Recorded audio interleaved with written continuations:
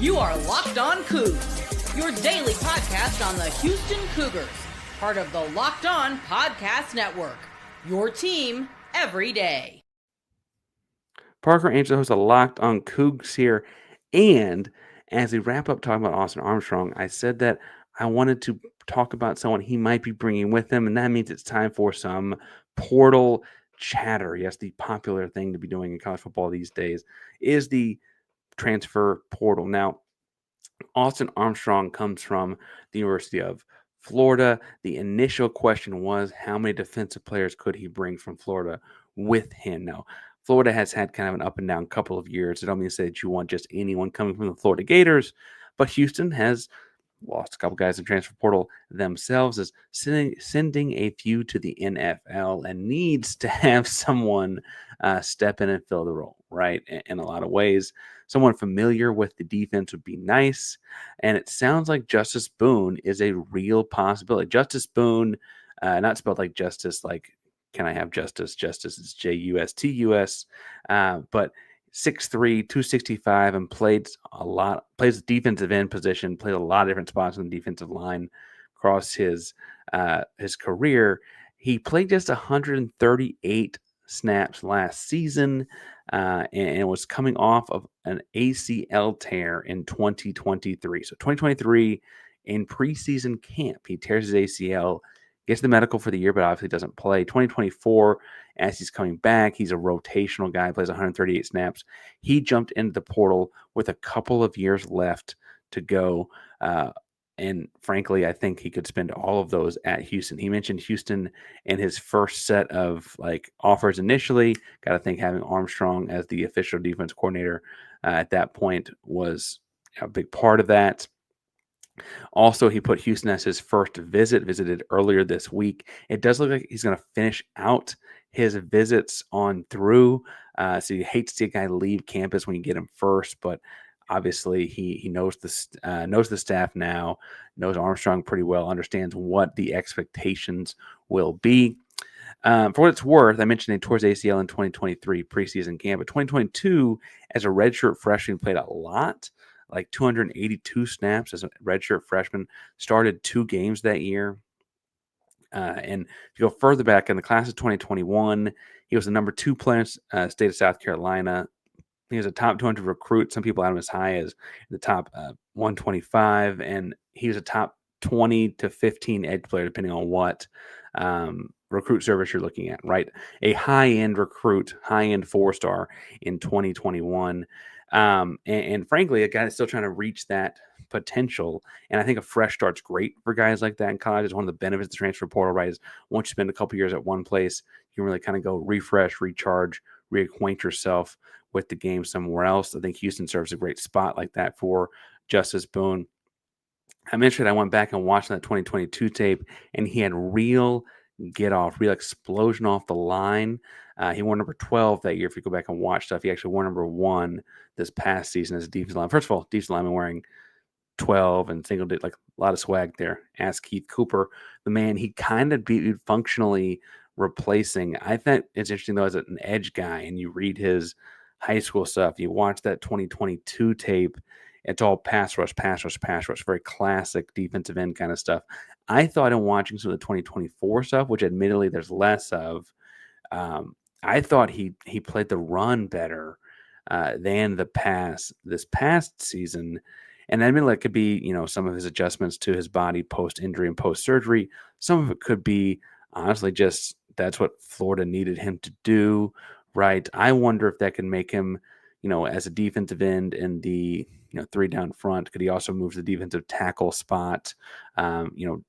Does he have the agility to play something else? I don't know. I don't think he's a nose. I don't think he's that big. Again, 6'3", 265. Kind of similar, not quite as tall, I guess, but similar to Keith Cooper in that way, right? As the guy he'd be replacing. The resume, though, feels... So I mentioned Keith Cooper is the guy I think he'd be replacing on the defensive line. Keith Cooper's going to the NFL. Watching him, I felt like this resume kind of transformed to feeling a lot more like Brandon Mack. Now, B-Mac was similar in that they were both like grown men in high school. You back and watch their high school tapes. The reason they were so highly touted, both Brandon Mack and Justus Boone, is they were just physically imposing. They grew early, they grew big, they grew strong, and they were just men amongst boys out there playing high school football. Go to the SEC, right? Brandon Mack goes to Ole Miss, Justus Boone goes to Florida, and they both were kind of in big deal classes for the respective schools. Specifically to Justus Boone, when he went to Florida, the class 2021 for them, rivals had in the top 10. No service in recruiting had them lower than 13th class in America that year. He, again, as a high-ranking four-star, was a big part of that. And it was kind of a big deal. It was like, oh, this is kind of a Napier arrival kind of thing. A Dan Mullen arrival kind of thing. Ultimately, when the class did not work out, Mullen would get fired. They bring in Napier. Napier kept Justus Boone on. So that speaks to, I think, speaks to his kind of guy he is. Because the other thing I think is interesting when you read things about Justus Boone and you go in and read what Florida guys are saying, both analysts and players and stuff like that, everyone really likes Justus Boone as a person, right? And I think that as a locker room guy, if you're going to have Coach Armstrong bring in a defensive guy he's familiar with, having a good locker room presence, it's what we heard about Brandon Mack as well. All reports indicate that that's true. That's the kind of guy he is as advertised, right? As much as Ole Miss hated to lose him as a locker room guy from that aspect, Houston's loved gaining him. Justus Boone has the same kind of resume in that regard. I think that's a good sign. Frankly, I also think that that's the kind of sign that this guy would work pretty well in a Willie Fritz coach team. I think those things line up pretty well. And I think across the board, Houston matches up very well with him. I could see him also. His final visit this weekend is to South Carolina, where he's originally from. They hadn't scheduled what day of the weekend it is, which is almost worrisome. But he also could be traveling back home for the holiday and like making a visit at some point while he's there. So I guess that's there. But it's just this weekend. They don't have a date on it, and so maybe we'll see something there.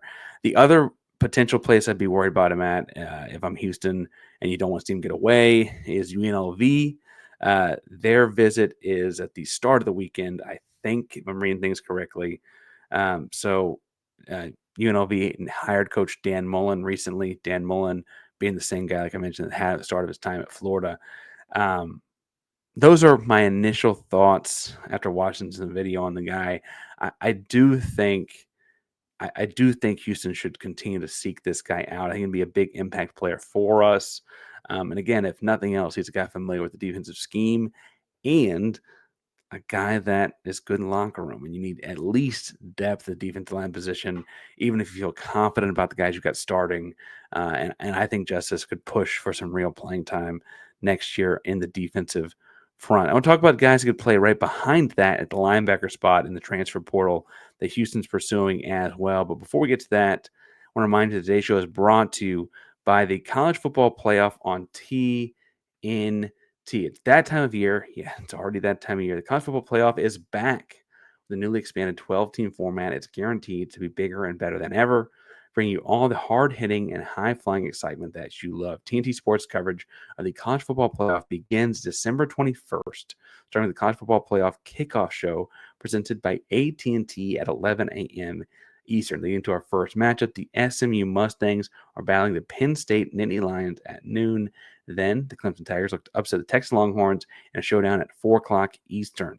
Don't miss a moment of the action. Watch the College Football Playoff presented by Allstate live on TNT, True TV, TBS, and Max.